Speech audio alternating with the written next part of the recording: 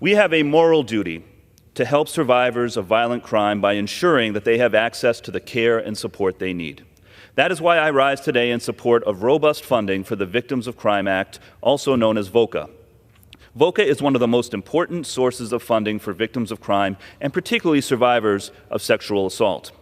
VOCA funds rape crisis centers, emergency shelters, mental health services, and forensic labs to process DNA casework and help law enforcement bring criminals to justice. During my time as Rhode Island's General Treasurer, I managed our state's Crime Victims Compensation Fund, which is funded in part by VOCA. During those years, we helped thousands of Rhode Islanders recovering from violent incidents with health care, counseling, reimbursement for lost wages, and other expenses. I am particularly proud that we helped 300 survivors, more than 300 survivors of domestic violence, relocate to new housing away from their abusers, no doubt saving lives in the process.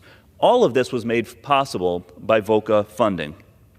Without VOCA, a survivor of domestic abuse may be turned away from emergency care and shelter because there are enough beds.